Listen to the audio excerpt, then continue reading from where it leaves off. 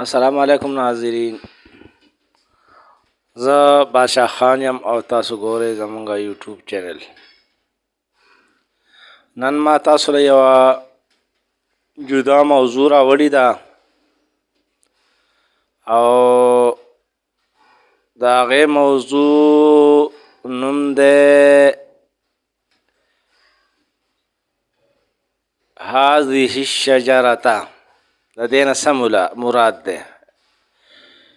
لکه څنګه چې د آدم علیه السلام په دې قصه کې راځي په قرآن کې چې دا یوه ونه وه او آدم او حوا تې ورنږدې شو ورته الله تې منع کړو چې دې ونې ته به ورنږدې کېږئ هم نه. نو بیا د شیطان په لمسه باندې او په وسوسو باندې هغه راله او شیطان ورته قسمونه وخوړه چې زه ستاسو خیرخوا یم او د هغې په وسوسو باندې هغه ونې ته ورنږدې شو. نو په قرآن کې دا خبره الله کړله چې هذه الشجرة، هذه د موجود شي دپاره راځي، د غایب دپاره نه راځي. نو اوس تفسیرونو والا ډېرې خبرې لیکلي، چا وی چې دا د غنم دانه وه، چا وی چې د بل څه دانه وه، چا وی چې د بل څه دانه وه. خو د دې نه دا ونه ورکه شو ده چې دا ونه کمه ونه وه او د کمې ونې نه الله منع کړو. نو په دې باندې یو عالم چې په مفتی محمد منیر شاکر په نوم یادیږي او ډېر ښه عالم دی، حق پرسته عالم دی، او د هغه دا تقاریر زه اورمه او ما خو د ډېرو عالمانو تقاریر ما اورېدلي او اورم هم زه، ولکه داسې حق پرسته عالم ما نه دی لیدلی. زما خپله خواهش دا ده چې د دې مفتي صاحب دا کم بیانات چې دي دا زه مخکې شیر کومه چې چاته دې څه فایده ورسي، ولې چې دا حق خبرې کوي او حق خبرې د سړي په زړه کې ننوځي او د قرآن نه کوي. نو اوس د هذه الشجرة نه څه مراد دی دا به دا مفتي صاحب درته ووایي په خپل بیان کې. خو د دې نه مخکې که تاسو زموږ په دې چینل باندې نوي یئ نو زمونږ دا چینل سبسکرایب کړئ، لایک یې هم کړئ او شیر یې هم کړئ او بل آیکن پرس کړئ د پاره د دې چې زمونږ کومه نوې ویډیو راځي نو تاسو ته به د هغې نوټیفیکیشن میلاویږي. نو راځئ چې د مفتي صاحب دا بیان واورو چې دا مفتي صاحب د هذه الشجرة څه تفصیل کوي. نو راځئ چې دا بیان واورو. نوی خبره مې درته کوله چې شجره څه ته وایي. د شجرې متعلق دام شته چې دا د غنم دانه وه، د شجرې متعلق دام شته چې دا د انځر دانه وه، شجرې متعلق دام شته چې دا د انګور دانه وه. مړه ډېر اقوال دي پکې، یو نه دی دا چې زه شماروم نو په دې باندې هم ښه کافي ټایم لګي چې څومره شیان تفسیرونه ذکر کړي. بل طرف تا جنت وہی ستا، جنت کی چی شئی باغ، باغ کی چی شئی ونی، باغ بغیر دا ونی باغ خوئی دیتا چاگی کی ونی وی چی ونی پہ بند کنو جنت کی نور دی چی شئی. حاضر الشجرتا خلقوی چرے ونوا کما ونا دا معلومه نه ده. هذه الشجرة معرفه ده مناسب، هذه اشاره ده، اشاره مجهول شي ته نه کی. یاره یو سړی کنځلې کولې ته پوښتنه وکړي چا کولې؟ دخ کولې. معلوم شو که پټ ده؟ معلوم شو پټ ته اشاره کیږي نه. یاره پلنکی سړی غلا کړی ده، چا کړی ده؟ دغه ده. نو دغه کله ویلی شي چې معلوم وي. چې معلوم نوی هغه ته هذه سره اشاره نه کیږي. هذه الشجرة، هذه هم اشاره ده. الشجرة کې الف لام دا حد پاره ده. دا شی داسې ښکاره شی دی چې پټ نه دی. دا نن خلکو نه ولې پټ دی؟ ملایانو دا انځر دی او دا پلانکې شی دی، دا انګور دی او دا غنم دی او دا جوار دی او دا پلانې شی دی. نو الله خپويږي. تحقیق خاصم کوپر دی چې وایي چې کافر کوي دی، خو موږ خاصم کافر یو. او ځا خیر دی خبره خو دیو. بعض مفسرین لکه برهان القرآن وغیرہ رحمت اللہ طارق صاحب او محمد عبدہو چی خلقہ غتل کافر ہوئی، او دین علاوہ علامہ مرتضی زبیدی الحنفی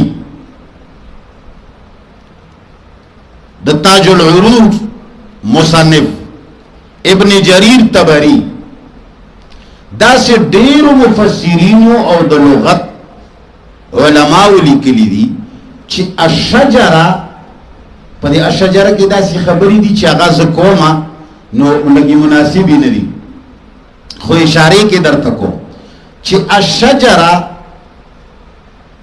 دا خلی ته هم ویلې شي. ولدا خلی کې هم سوره دې دنه چې نو تر دې ځای پورې دې ځای نه ونیسا نرخری سے هونٹ کے سوراخ تک دیتم شجره وی. کچا علم د تجوید ویلی نو هغه کې دا شجره جوړه کړې ده، بیا په هغه کې غاښونو کې ځان ځان ته مخارج ښودلي، دا یوه شجره ده. همدارنګې د ښځې خاوند چې ښځې سره یو ځای کېږي هغه ځای ته هم په عربی کې کنایه الشجره وی. قرآن کریم خځې سره د یووالي د پاره ډېرې اشارې ذکر کړي دي. قرآن کریم داسې خبره ښکاره نه ذکر کوي، د ادب تقاضا ده. کله وایي چې قرآن کریم دې شي ته کله اشاره کوي د نکاح په ټکي سره، کله اشاره کوي رفث سره، رفث کله اشاره کوي لمس سره، او لامستم النساء یعنی چې تاسو ښځې ټچ کوئ. نو ته پوهېږي معنی ښځې ټچ کېدو سره اودس واجبي هلکه، خو معلومېږي چې دا اشاره کوي که او لامستم النساء. نو قرآن دې ته اشاره کوي.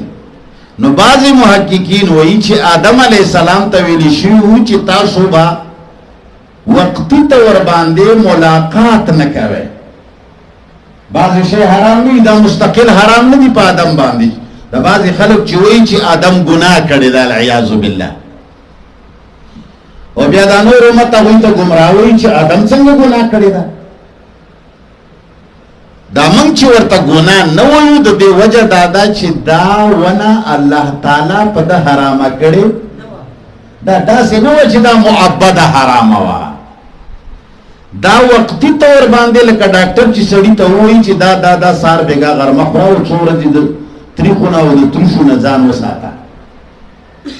نو که دې سړي مرچ وخوړ ولې حرام یې وخوړ؟ حرام نه دی، خو علاج طور باندې یو څو ورځې مرچکۍ مه خوره، دا خوره، دا کوه، دا کوه، دا کوه، خو د خواږو نه او د بکرۍ نه ځان ساته. نو ته څه وایي چې بکري حرامه شوه ده؟ شوګر مریض باندې بکري حرامه ده؟ نه نه نه، ممنوع عادات څه وخت پورې، څه مقدار پورې، د څه فائدې دپاره. همدارنګې الله تعالی قرآن کریم کې وایي چې کله ښځو ته ماهواري راشي نو ولا تمسوهن حتی یطهرن، که څه داسې الفاظ راځي چې کله دا ناپاکي شي نو تاسو مه ورنږدې کېږئ. نو ولې دا مستقله حرامه شوه په سړي؟ نه نه، چې تر څو پورې بیماري ده ځان دې وساته، وقتی طور باندې مه نږدې کېږه، ماهواري ده مه نږدې کېږه، نفاس ته مه نږدې کېږه. نو دغسې الله تعالی وقتی طور باندې دی خځې سره ملاقات منع کړی و. د هغې بیا وروستو تفصیل دی چې دا یې ولې منع کړی و. دې کې څه کیسه وه خو دومره لرې بلا فلحال نه ځو. او داسې ونه دنیا کې کله ده چې د هغې خوړلو سره سړی بربنډېږي. هغه دنیا کې صرف دا یوه ونه ده، دا یوه میوه ده او معلومه وه آدم او هوا دواړو ته معلومه ولا تقربه هذه الشجرة. دې شي ته څو وخته لغونې احتیاط وکړي، حرام نه و. نو ځکه موږ د آدم علیه السلام دې لغزش ته ګناه نه وایو، نه ګناه ده، دا لغزش و خطا ده. شیطان وسوسه واچوله، لمس ورکو ولم نجد له عزما. الله فرمایي موږ ته یقین دی چې د دې اراده قصد نه و. نو شجرت دې ځای ته د شجرې کنایه ولې وایي؟ په دې باندې بېشماره حوالې ما سره دي، خو هغه حوالې پیش کول لږ مناسب نه دي چې شجرت ته ولې وایي او د شجر اطلاق په دې باندې ولې کېږي. بهرحال خلک به پې پوهېږي، د کتاب حوالې ما څه نه څه ورکړي. نو ځکه دې سره دا مخکې راځي فاکلا منها، نو خوراک نو وخوړو دې دواړو د دې ونې نه، فبدت لهما سوآتهما، نو ښکاره شول دوی ته عورتونه د دوی. عورتونه دې میوې سره ښکاره کېږي. نو چې کله احساس ورته وشو فتفقا یخصفان علیهما من ورق الجنه، شروع شول چې لګولې ځان باندې پاڼې د جنت، ځان یې پټولو، خطا باندې پوه شو چې کار مو ښه ونه کړو. دا یو تحقیق دی چې د ملایانو په نسبت باندې کار کوپر دی. دویم تحقیق دا دی چې فاکلا منها فبدت لهما سوآتهما. سوآت ترجمه زمون مفسرینو دا کړی دا چې ښکاره شو دوی ته عورتونه د دوی. نو ښځې او خاوند نه خو عورتونه پټ نه دي، د ښځې او د خاوند یو بل نه عورت نه دی پټ. او دویمه خبره دا ده چې خپل عورت هم د چا نه. نو که دې نه ته دا مراد اخلي چې هر یو کس ته خپل عورت ښکاره شو، نو دا خور چا ته ښکاره دی که نه؟ خپل عورت خور چا ته ښکاره دی. او که چې یو بل ته د یو بل ښکاره شو، نو ښځې ته د خاوند ښکاره دی، خاوند ته د ښځې ښکاره دی. دې کې هم څه خبره نشته. نو دا څه شی دي؟ هلکه په دې خبره پوهېږي؟ دا خو څه عیب نه دی. ښځې ته خاوند ښکاره شو، خاوند ته ښځه ښکاره شوه، یا خپل ځان سړي ته ښکاره شه، عیب نه دی. لہذا یو تحقیق دې کې بل دی، والله اعلم. یو تحقیق پکې دا دی چې سوآت چا وی چې عورت ته وایي. تاسو سوره اعراف کتا یاد وي، په سوره اعراف کې یوه واقعه تېره شوې وه چې آدم علیه السلام دوه زامن، یو قبیل و یو حبیل. دوی دواړه په څه شي باندې اختلاف راغی، قصه اوږده ده، دروغ او رښتیا پکې خلکو ډېر لیکلي. نو په هغې کې قبیل ولګېده، حبیل یې مړ کړه. بیا په خښولو نه پوهېده، بیا الله یو کارغه راولېږه او هغه کارغه چې کوم دی بل کارغه مړ کړ یا څه شی وکړو، بیا چې کوم دی ځمکه وکنستا. نو په هغې ځای کې الله فرمایي غالبا سورت مائده کې دی که اعراف کې دی؟ مائده کې دی ما څومره خیال دی. الله فرمایي فبعث الله غرابا یبحث فی الارض لیریه کیف یواری سوءة اخیه. الله کارغه راولېږلو چې ځمکه یې وکنستا، دې دپاره چې ده ته وښایي کیف یواری سوءة اخیه، چې څنګه به پټوي جوسدرو. نو سوءة عورت ته که ویلی شوې، د دې خو دا مطلب شو چې خاوره یې وکنستا دې دپاره چې څنګه پټ کي عورت ته رول. نو آیا د مړي سړی سره دا یو ځای پټوي که ټول مړی ښخوي؟ نو معلومیږي داسې چې سوءة عورت ته وایي، دا معنی غلطه ده. او پیغمبرانو سره الله تعالی داسې نه کوي چې هغوی نه داسې جمع وباسي چې داسې بې عزته کړي. پیغمبر ډېر غټ مقام دی، خبره پوهېږي؟ داسې نه ده چې ته وایې چې یاره بس سرور بربند شو ځان باندې پانی سولولې. نو لہذا ټولو نه اول خبره دادا چې سوءتا عورت غلیظات نه وي، ټول بدن ته وي. لکه څنګه چې د سورته مائده په آیت کې دو ځله دا ټکی راغلی دی، فبعث الله غرابا يبحث في الارض ليريه كيف يواري سوءة اخيه. مخکې څنګه ده قابس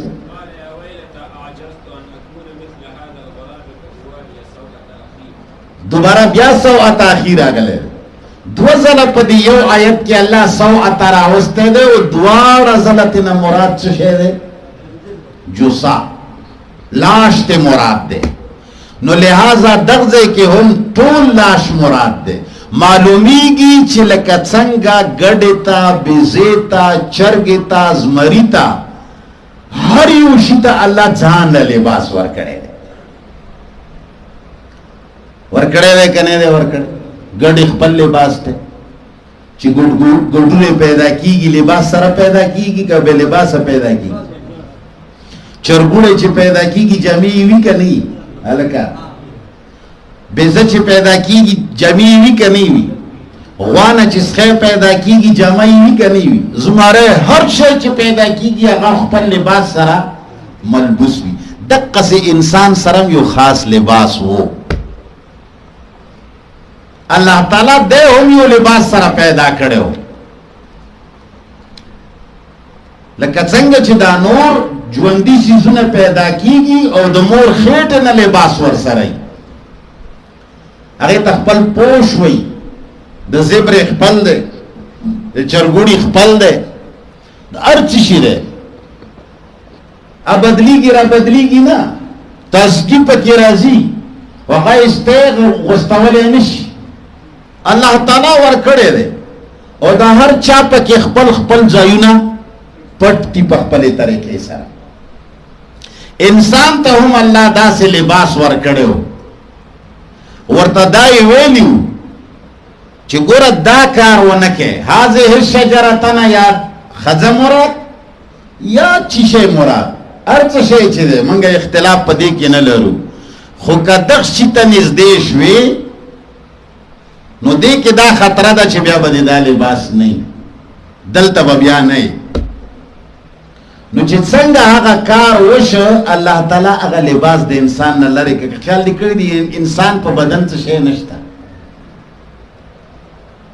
نو چې هغه یې ته لرې کړ بجوسه یې ښکاره شوه، عورتونه نه.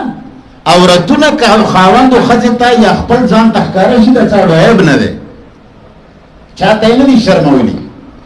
بدنونه یې ښکاره شوه. فتفقا یخصفان علیهما من ورق الجنه. نو اول انسان جامې لا ایجاد نه وي، په ځانو باندې به پاڼې ماڼې لګولې،